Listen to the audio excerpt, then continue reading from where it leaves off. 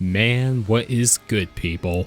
So, the big 1.50 patch for Granblue Fantasy Versus Rising is coming up in a few days, this upcoming Tuesday on the 20th. So, in this video, I'm just gonna kind of run down like what's being included in this update. Now, obviously, the meat and potatoes of this is going to be character balance adjustments. I can't go over all of those, although I'll show off some character balance adjustments towards the end of this video. But first, I want to cover some of the content and quality of life things coming to the game. So let's get into it. So of course, for starters, we have the brand new character Versus.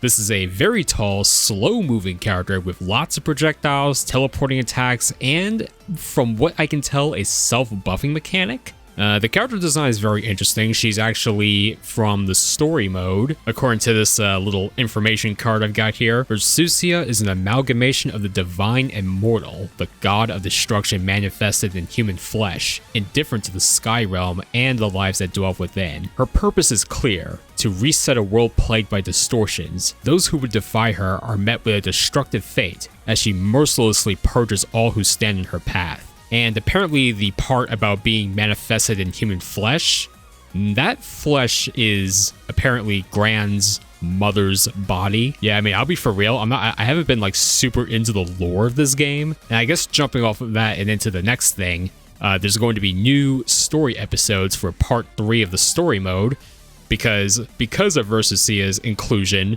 Now they've got to build up to this epic showdown where Gran and Jita take her out or something. There's also going to be a new stage, which I believe is also tied into the story mode. Now, at the beginning of the Versus gameplay trailer, we see her and Beelzebub on familiar ground. It looks like Point Zero, or 0 point, however you want to call that stage. But it looks a little different. Most notably the background. It looks like the title screen background. You may think, oh, but this is just round 3 of 0 point. Well, in the same trailer they show the round 3 version of 0 point, so then when you compare that with this stage that Versus and Beelzebub are at, looks pretty different, right? Honestly, it's a little disappointing that that's like the new stage, because it really looks awfully similar to 0 point, but I mean, I guess a new stage is a new stage. I can't really complain. And then next up we have the Belial Battle Pass skin. He's dressed up in a pretty skimpy outfit for, I mean, honestly, it's pretty fitting for the character. Yeah, just looking at this costume design sheet, he is basically naked and then just wearing a coat over it. I mean, man, they even pay attention to like, oh god, I was zooming on that. Oh my gosh.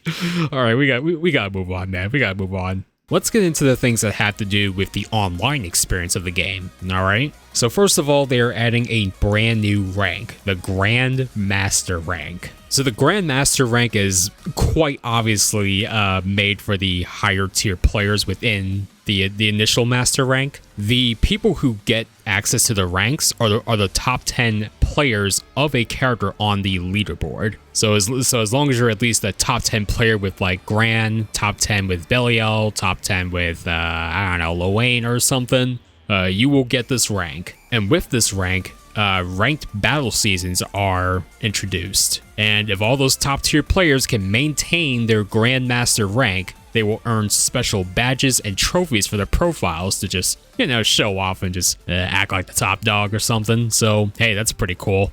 Personally, I don't think I'm gonna earn any of that because I'm not that great, but whoever can get there is just gonna, I guess, have a field day with that. This also just dropped as I'm recording the video, but it appears that we have a few extra little details about the Grandmaster rank. They do showcase all of the badges you can earn, as well as showing a screenshot of what happens when 2 Grandmaster rank players go up against each other. And it says that both Grandmaster players have 5 times the normal amount of master points at stake. Oh man. High stakes, high reward matches. But then it says in this little text that Grandmasters will still win and lose a standard amount of master points in battles when players of master rank and below. And we have a little more details about the overall battle season durations. So it says that the battle seasons last approximately 2 months. And there's also a version 1.60 update, which will be released in October 2024, bringing a number of tweaks to ranked matches. Next up, we have a couple quality of life improvements. And for starters, we have ping indicators in the lobbies. Yeah, so currently as it stands, when you go to the public lobby and you want to challenge someone at the arcade cabinets, you just sit across from them and then you challenge them, but you have no idea what the connection quality is going to be like. You have no... I've challenged people that are just absurdly laggy, or the connection's fine. You kind of take a... not so much a... well, it's sort of a gamble. I guess the only thing you'll lose is precious time with like better quality matches, but yeah, that's just kind of that. Additionally, the screen the screen that you're looking at will also showcase your opponent's character level, so you can see just how experienced they are with their character before the match. That may or may not end up being an issue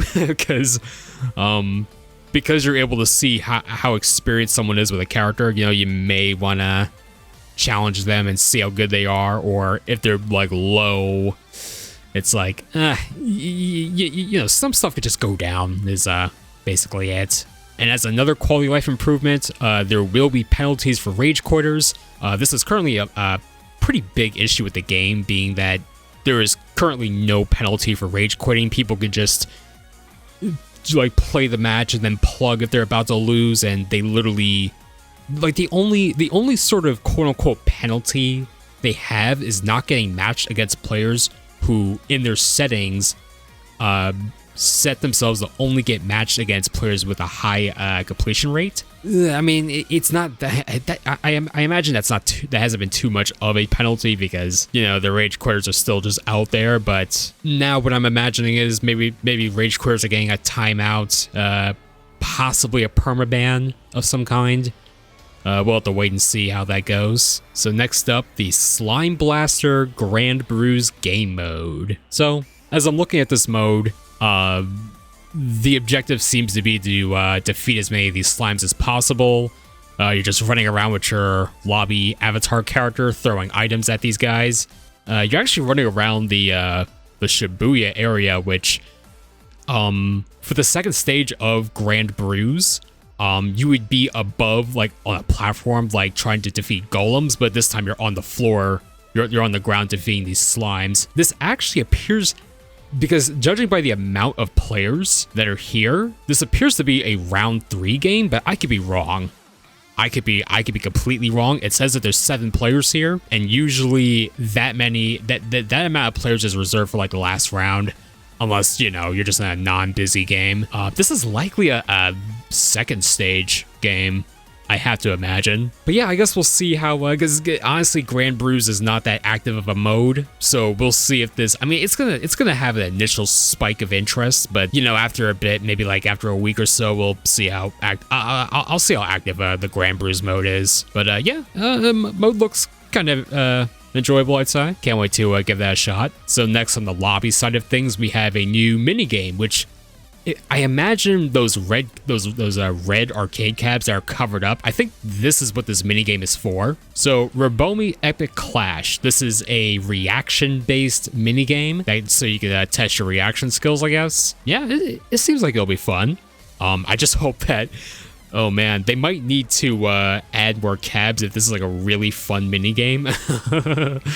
Because I mean, I don't think there's, because again, I'm assuming it's the red cabinets that are housing this minigame. There aren't too many of those in the lobby, but maybe they'll have to stick some more around. Oh my goodness. But yes, as you can see here, you play as Robomi, and it appears to be some sort of a quick draw minigame. Yeah, it seems that once you see the exclamation points go up, then you just hit whatever button, and look, you win the round. Gonna be pretty interesting to see like how difficult this gets. Looking forward to trying it. Alright, now we're getting into the spicy stuff, the character balance adjustments. Now, again, I do not have all of the adjustments on me. In fact, the full patch notes are being released this Saturday on the 17th. But until then, we do have quite a few changes to go over. First, I'm going to go over the ones that are within Versusia's trailer, and then there's actually quite a few more that were posted on the Granblue Fantasy Versus Rising Twitter. So yeah, let's just go through this real quick. So first of all, Beelzebub, it looks like his looks like the H version of his like dive kick, dive bomb move, which then ends in launching the opponent. It appears that he can now combo after this. Did he need that, bro?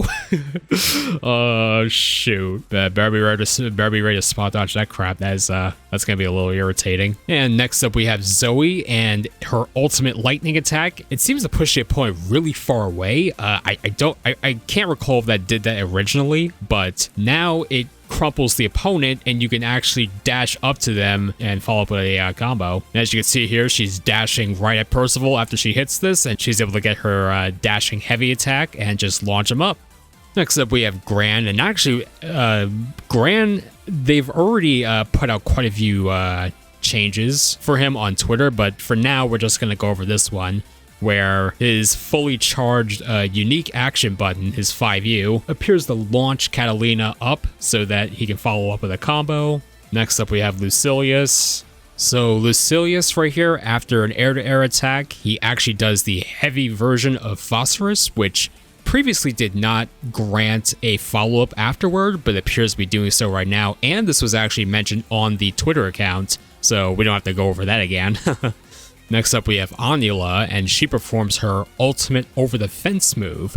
Now, I'm not sure if this is granting projectile invulnerability, but she is hopping over Siegfried's projectile pretty easily.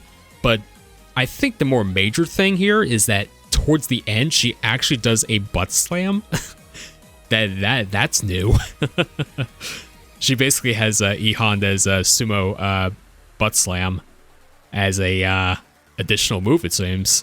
Now for some balance adjustments that were posted to Twitter. So first we have Gran and his unique action, which previously required like 5 charges to get the max level, now only requires 3. And it also says here can now use follow-up attacks at each level, which that was demonstrated when Gran attacked Catalina earlier with the unique button. And on top of that, there's like a brand new UI element on this image, which actually shows what level his charge is at. So a bit of quality of life and some, I'd say this is a pretty good buff. Most time Grans don't really bother with the charge, but there should be a lot more incentive now. I always felt that his 5U was a pretty decently strong attack, but now it's definitely a lot stronger. So another change for Gran here, his light overdrive surge can now chain into overdrive surge heavy upon hit. So this means he could do his little slash into the EX boot.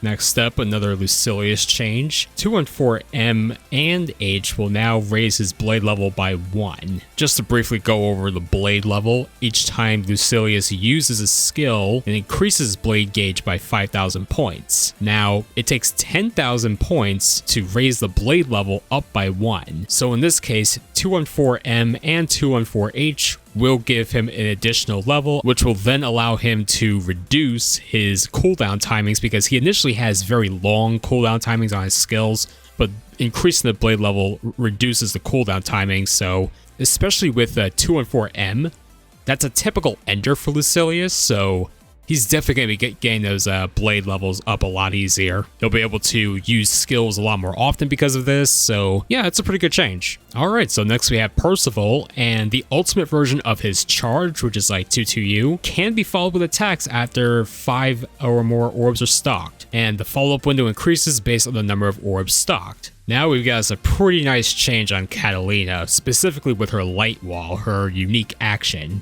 So the charge version actually counters upon defending an attack. There's also startup and knockback adjusted for the standard version, and the step distance has been increased. I have played quite a bit of Catalina in the past, and I always felt that the light wall was not the most useful thing to do, but I'm pretty interested to see how this is going to stack up. Now Ladiva is out here. Oh boy, get ready for this one. So her SPD, the light and medium versions, the damage has been increased, The medium and heavy versions travel farther upon successful grab, meaning this move is very good for corner carry. Wow. The spacing after the throw has also been reduced, giving Ladiva a lot more frame advantage. Like, she can, man, she can really run up at you and get some Oki going on. Oh, but I'm not done yet, because it also says that this command throw can be canceled during the latter half of a crossover, which is the roll. Oh my goodness.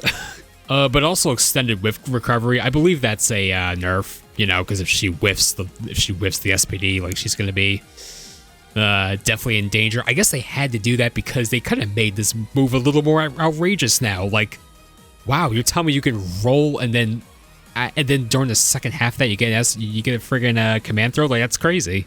Now Lowain's got a bit of a buff here. Yeah, to be honest, I wasn't really aware that Awesome Sauce had like a critical hit. I guess I must have forgot because I don't really fight Lowain that often. He's like the rarest character online, to be honest. But yeah, it says here critical hits are now guaranteed when skill icon is active. Wow, that sounds kind of strong. Ground bounce increase for critical hits, and ground bounce increase for forfeit even when not critical. Okay, well, I guess Lowain's gonna be throwing that move out a lot more often. We'll see how that goes. We've got just a couple more adjustments to go over since these just got posted as I'm recording this. So Vayne, the H version of his arm destruction, you can now follow up mid-screen with it. Yeah, I actually didn't know he could not follow up after this move, so hey, good for Vayne, I guess. He's considered the worst character in the game, apparently, so I'm curious to see like what other improvements this character will get to help him out. And then finally, we have 2B, her A150, which is the move where she surrounds an opponent with like these electrical pod thingamajigs, and eventually they attack the opponent or some jazz like that. I don't really see 2Bs using this move, but now if 2B throws the opponent while these things are surrounding them, she basically gets a throw combo off that. And also the pods no longer disappear when 2B is blocking, meaning you could deploy this onto an opponent, and if they're trying to go on the offense against 2B and 2B is blocking, then eventually those pods are gonna zap the opponent, and then, you know, bad news for the opponent right there. Well, alright people, that is pretty much everything coming to the 1.50 update for Granblue Fantasy Versus Rising.